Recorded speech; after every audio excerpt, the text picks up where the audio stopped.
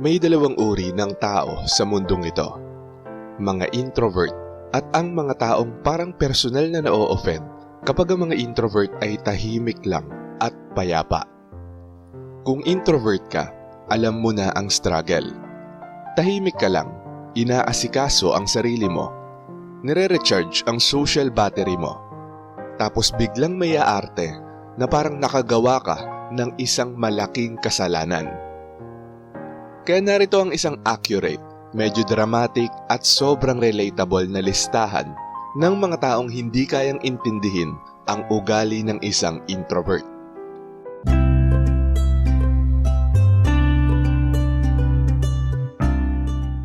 Number 1, yung bakit ang tahimik mo na mga tao. Para sa kanila, parang sakit ang katahimikan. Nakaupo ka lang, nag-e-enjoy habang nag-iisip, payapang umiiral.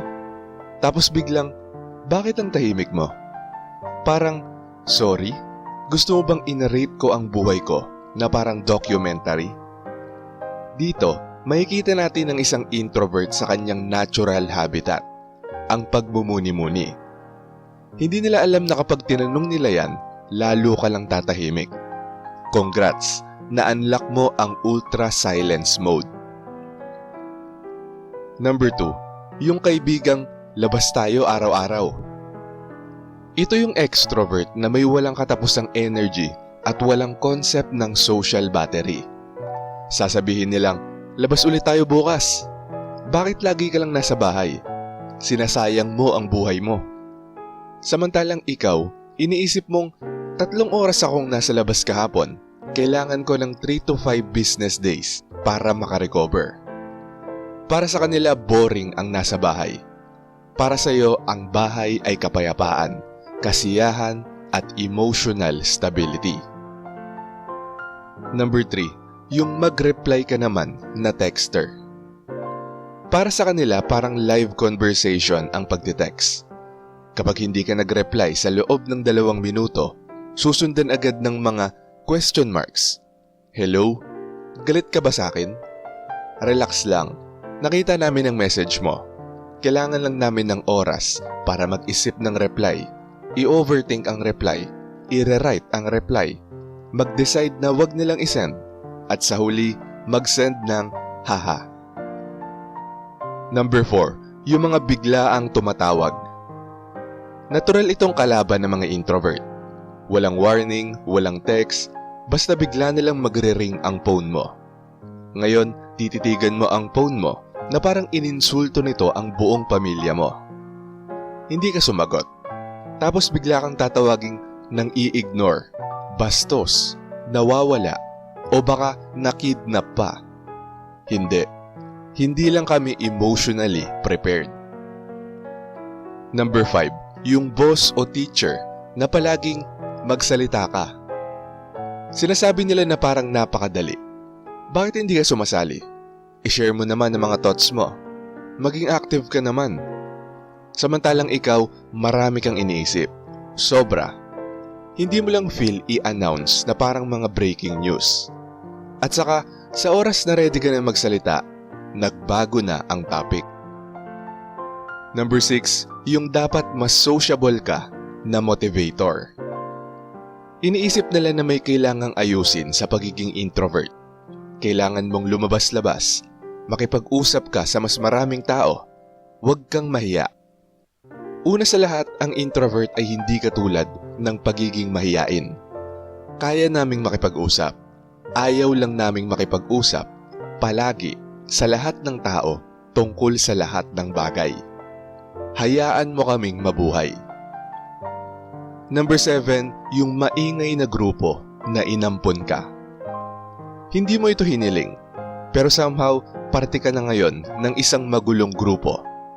Sila ay nagsasalita ng sabay-sabay, gumagawa ng mga biglaang plano, umaasa ng mga instant na reaksyon. At ikaw, nakaupo lang na parang inimbitahan ako para sa isang pag-uusap. Bakit parang naging full concert na ito? Hindi ikaw ang sumali sa grupo. Ang grupo ang sumali sa'yo. Number 8, yung mukha kang galit na observer. Tahimik ka lang, tapos biglang Okay ka lang? Mukha kang galit. May nagawa ba ako? Wala. Ganito lang talaga ang mukha namin kapag hindi kami nagpe-perform para sa iba. Hindi kami galit. Hindi lang kami nakangiti 24/7 na parang isang customer service ad. Number 9, yung energy vampire. Kilala mo to? Sila ay walang tigil magsalita. Sobra mag-share ng lahat. Dahan-dahang inuubos ang kaluluwa mo. Pagkatapos ng isang usapan, pakiramdam mo 80% ng energy mo ang nawala. Kailangan ng utak mo ng tulog at umalis na ang kaluluwa mo sa katawan mo. Samantalang sila sasabihing, grabe, energizing ang pakiramdam na kausap ka. Siyempre, kinuha mo lahat ang energy ko. Number 10, yung bakit hindi ka pumunta, interrogator. Tumanggi ka sa isang imbitasyon, isa lang.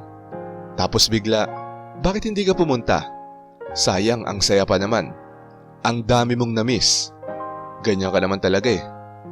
Oo, ganyan talaga kami. Consistent, payapa, at home. At saka wala kaming na-miss. Pinili namin ang kapayapaan. Number 11, yung mahilig sa small talk. Mahilig sila sa mga usapan tulad ng, so kamusta ang panahon? Busy ka ba ngayon? Anong kinain mo kanina? At ikaw, iniisip mong, pwede bang diretso na sa mga malalim na usapan? O kaya komportableng katahimikan na lang? Hindi naman ayaw ng mga introvert makipag-usap.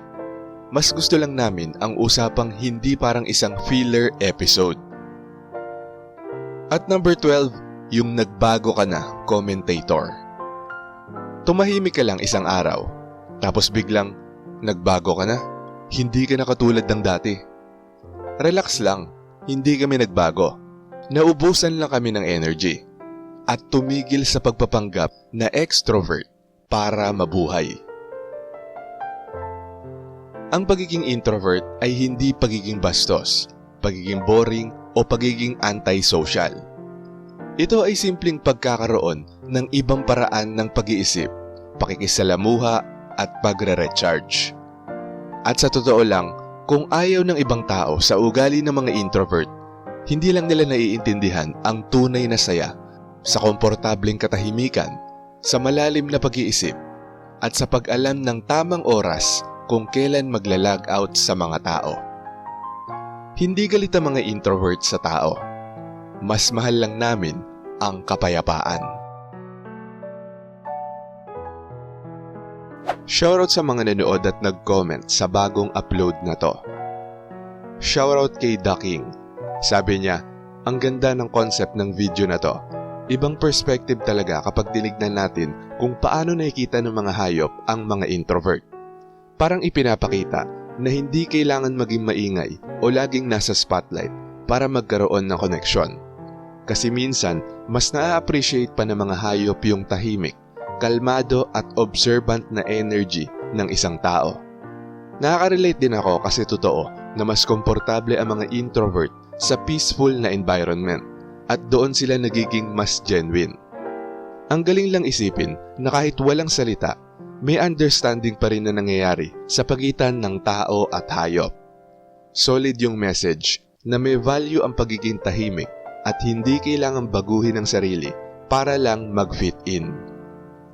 Sabi naman ni Marie the Lightworker, hello po Sir AP, good evening sa'yo at sa lahat ng nakikinig.